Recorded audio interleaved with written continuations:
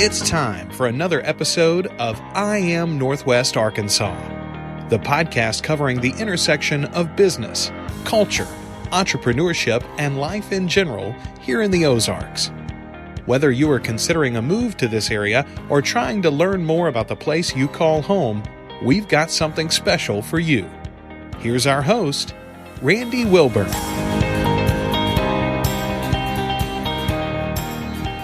Hey folks, and welcome to another episode of I Am Northwest Arkansas. I'm your host, Randy Wilburn, and I'm excited to be with you today.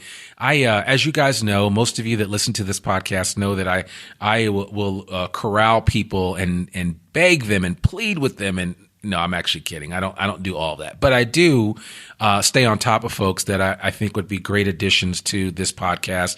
You know, my goal is really to highlight all the great things that are happening here in Northwest Arkansas.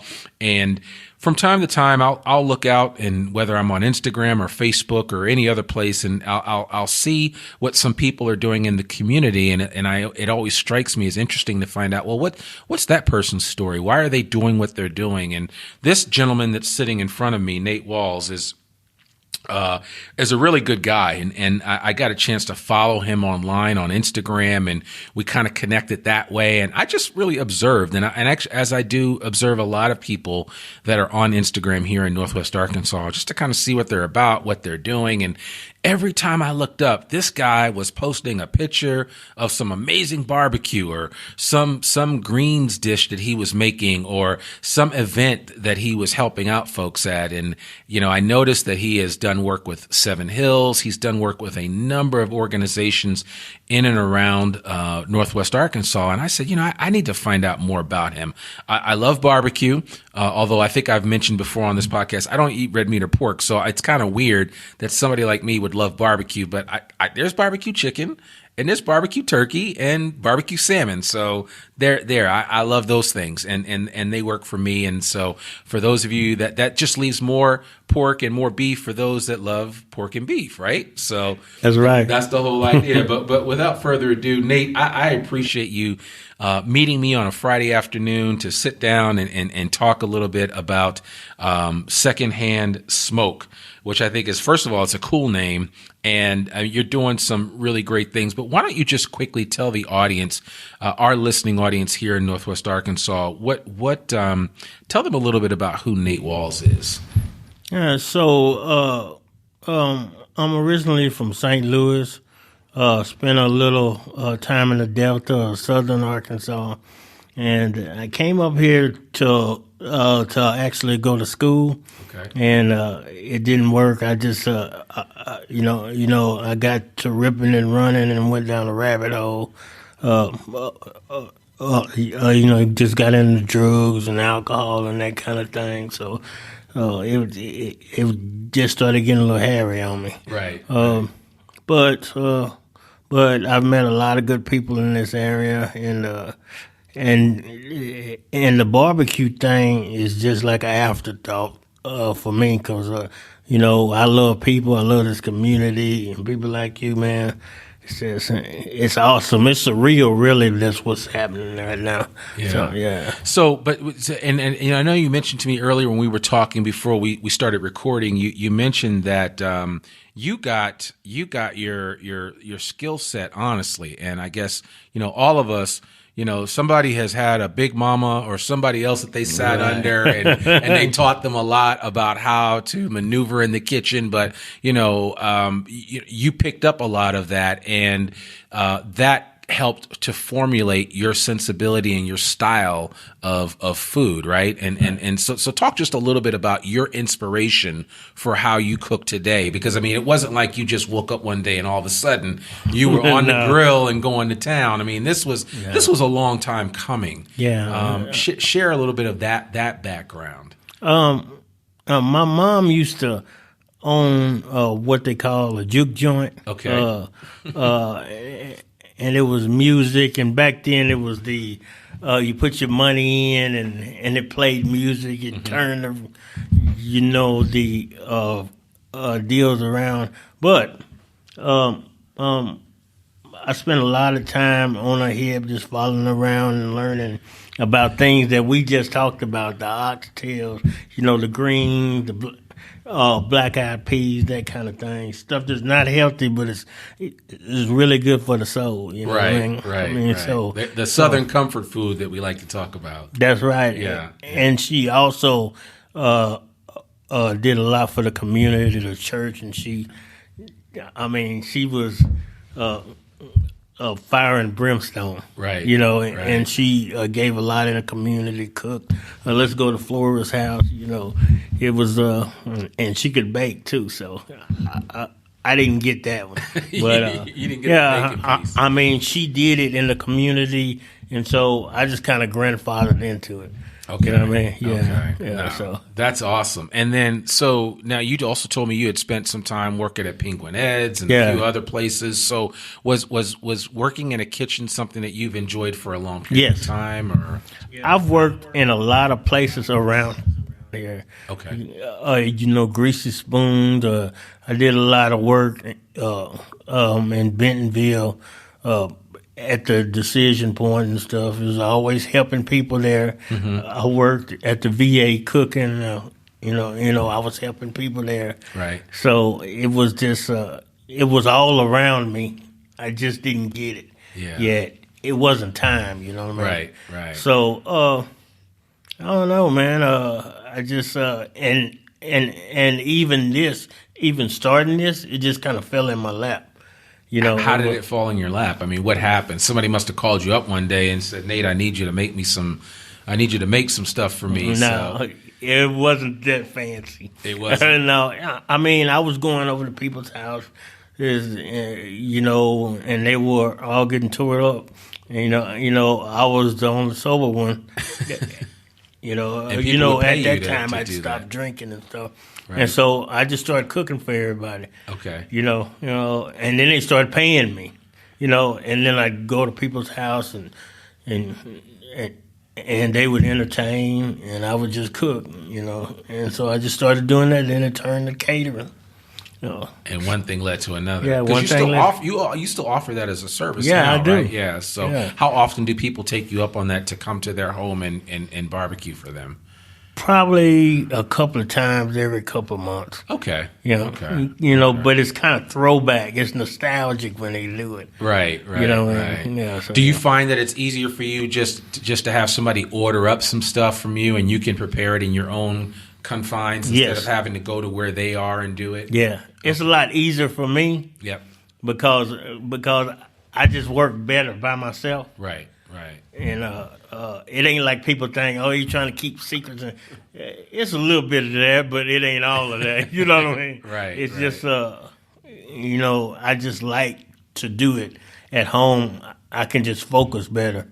A couple of years ago, I went out to the fairgrounds. There was a gumbo contest. Okay. So I went out there and I brought my grill. I smoked all my meat and put my built my gumbo up and won. So really? Yeah. Oh man, was that at the Washington Fairgrounds? Yeah. Okay, nice. Yeah, so did you actually win money for that or? Yeah. Oh, okay. Right, yeah, I think the prize was like $200. Okay.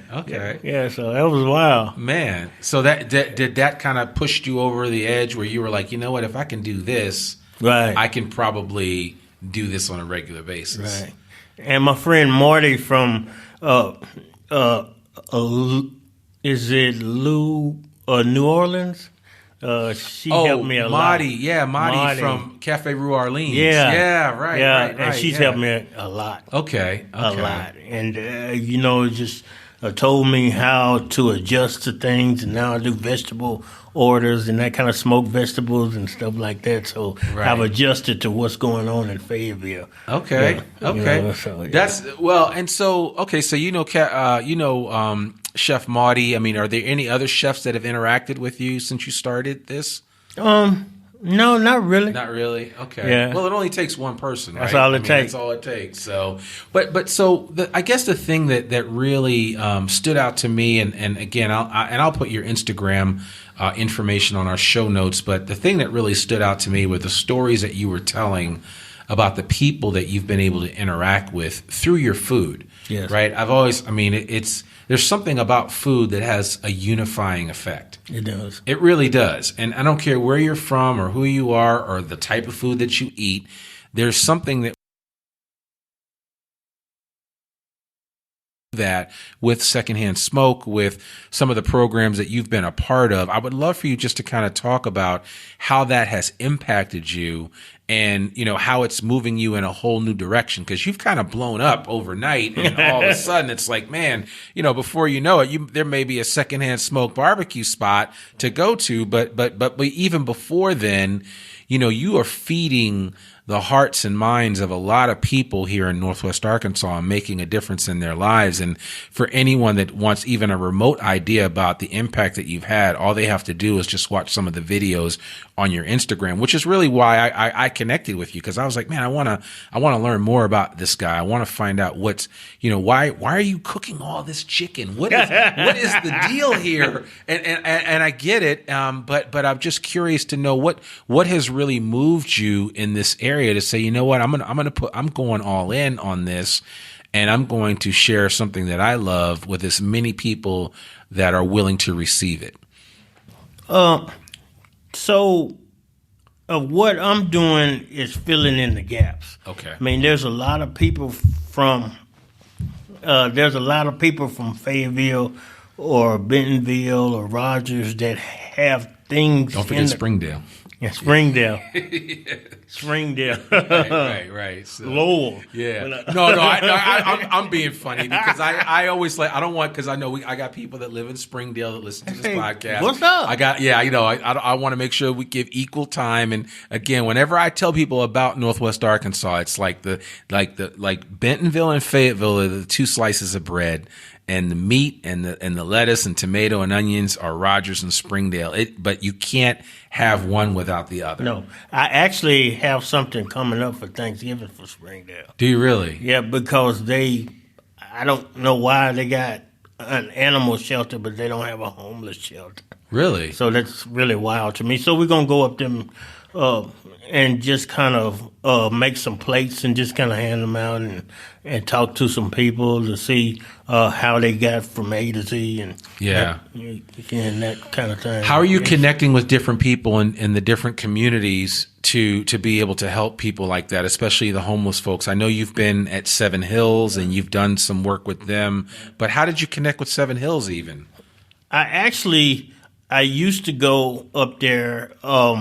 I used to be a part of the dwelling place was a church that did a lot of work with the homeless and stuff, and that's where I really started that from. Okay. And so I just felt a connection there. Okay. And so my mom used to always say all week we was like, we didn't get a chance to talk because, we're going to school and all that stuff. But on Sunday dinner, she would always say, bring it to the table. Yeah. And that's what I try to do. It's all kinds of people that say, I stand up for this. I stand up for this. I believe in this. So I want them to bring it to the table. All I'm doing is filling up the gaps. Right.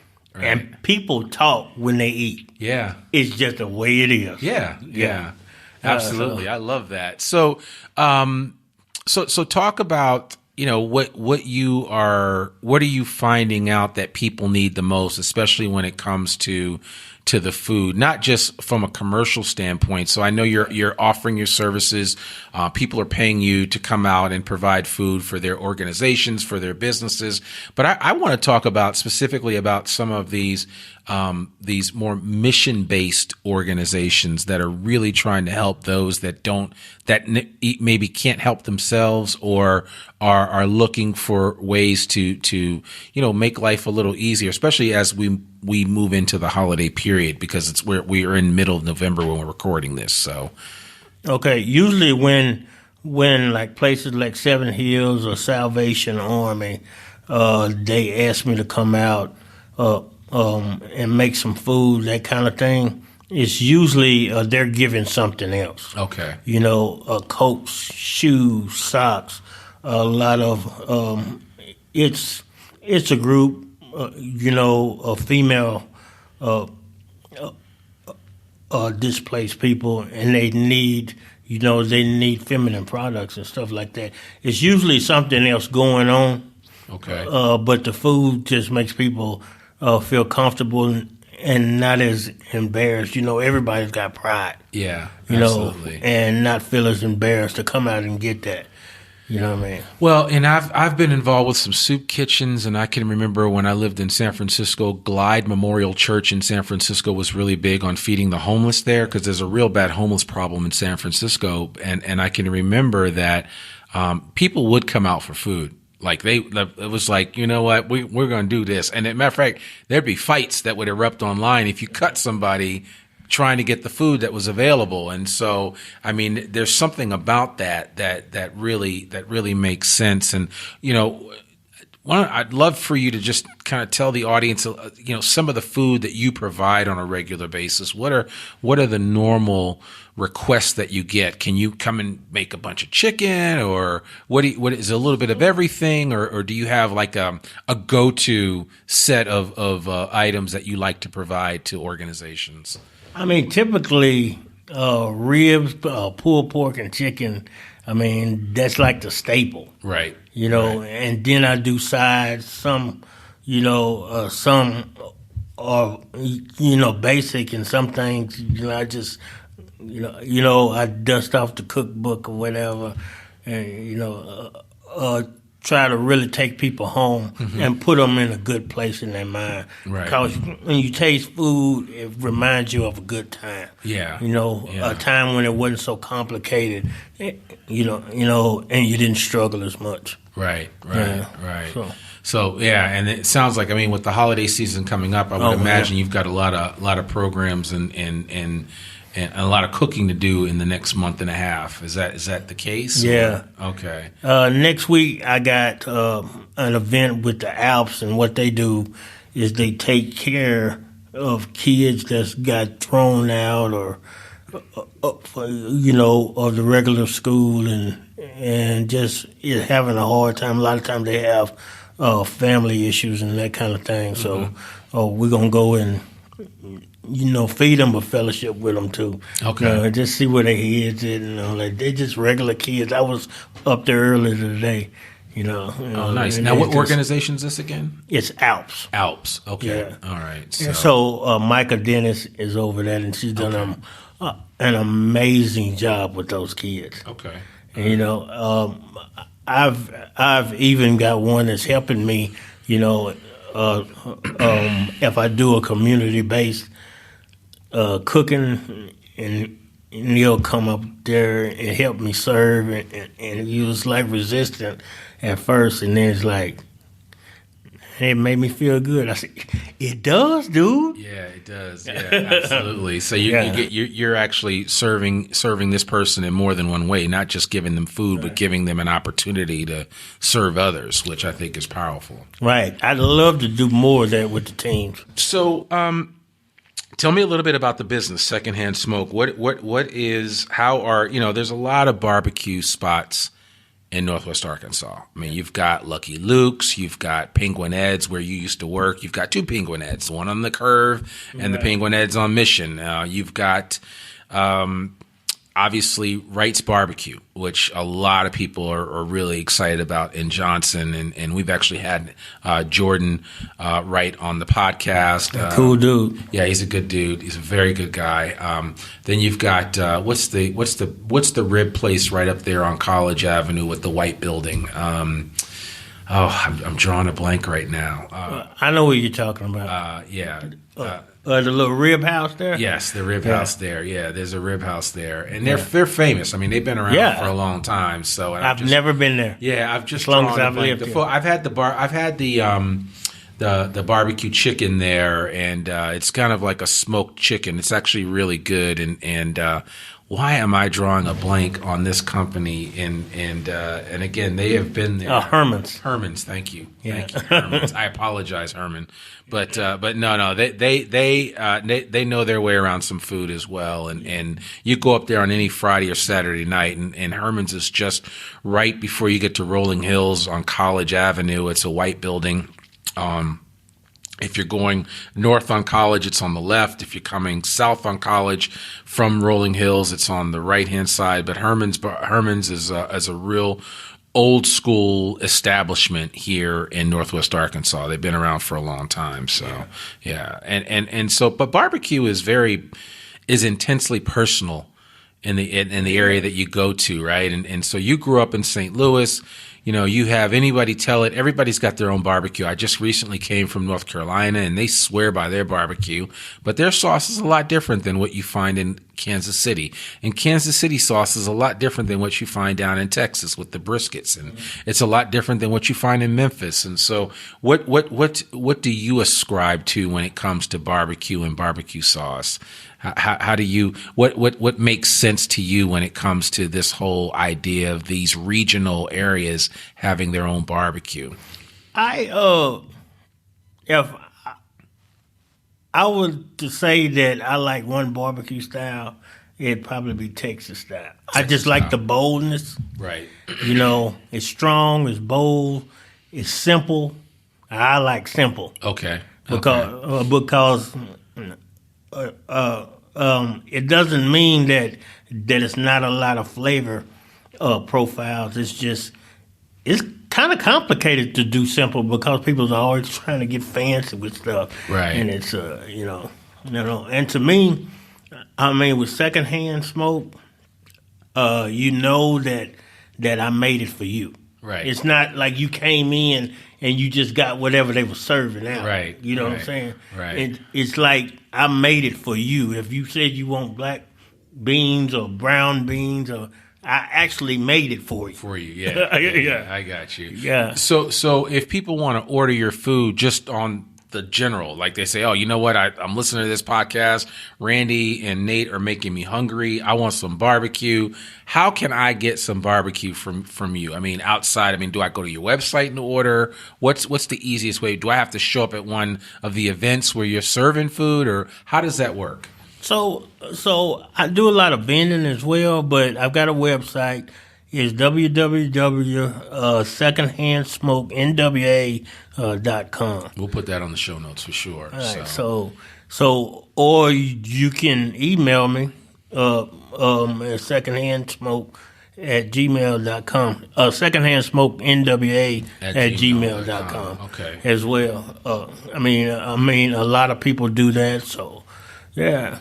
So you could people can put in special orders if they want to. Yes. Okay. Do you have a price list on your website? Yes, I do. Okay. All right, great. So especially for people that are preparing for the holidays or for any events and they want to maybe serve 10 to 15 or 20 people, you could easily put something together for them, put a menu and everything together, which would really be customized, right? Exactly. So it's not so much that they have to take what you offer. It's more like, hey, I would love to have this. Maybe I want some butter beans instead of some, whatever. Right. I do that all the time. So, okay. So then you have a lot more, it would be much more customized to the whims and the desires of the clientele that you're working with. Right. Okay. Exactly. I got you. So I just did, a diversity banquet, at Procter and Gamble. I saw that. Yeah, and it what was did you greens. serve there? What did you serve there? It was greens. It was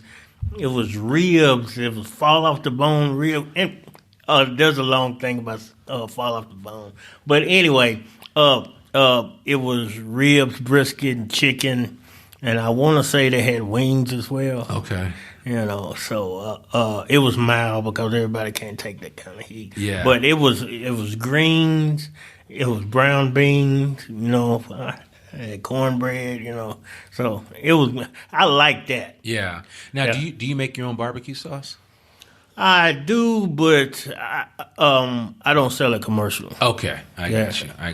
But that's what you use when you're making whatever you're making. Yes. Okay, I got you. But so if you were if you had a chance to talk to somebody that wasn't from here, and they were considering coming to Northwest Arkansas, what in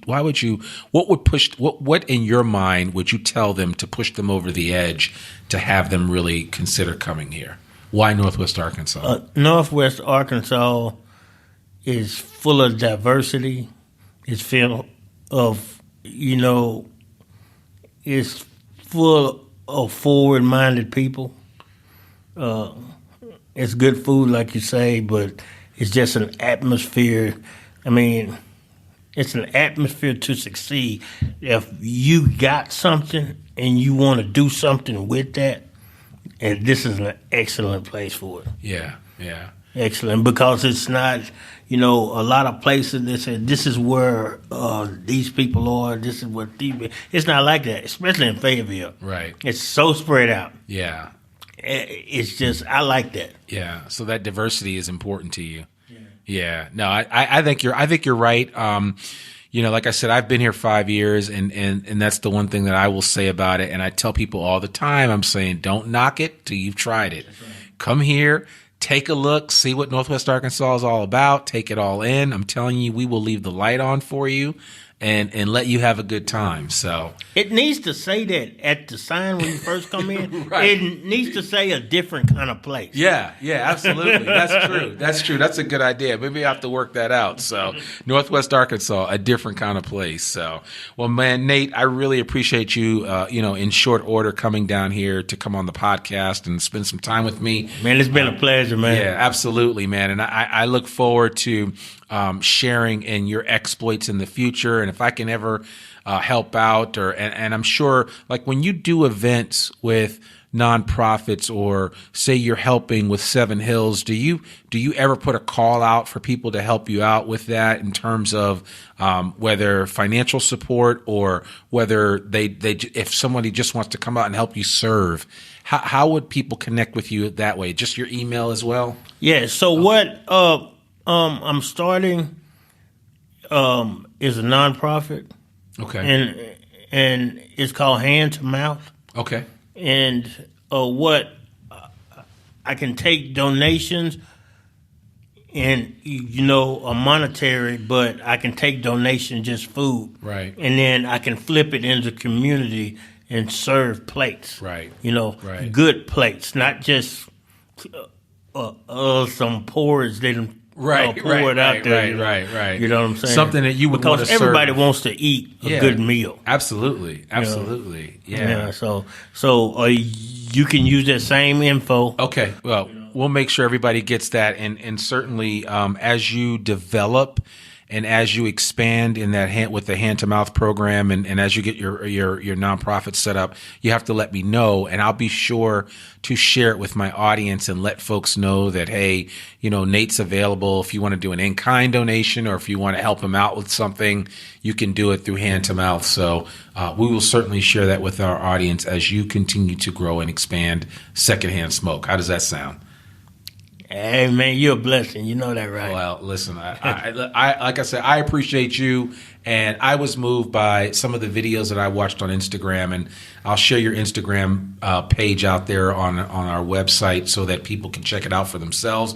That way you don't think I'm just making this up. This is the real deal, and this guy is the real deal, Nate Walls. So, Nate, thank you so much for coming on the podcast, man, and I will we will definitely hear from you and see you really soon, and tasting some of those wings too. So.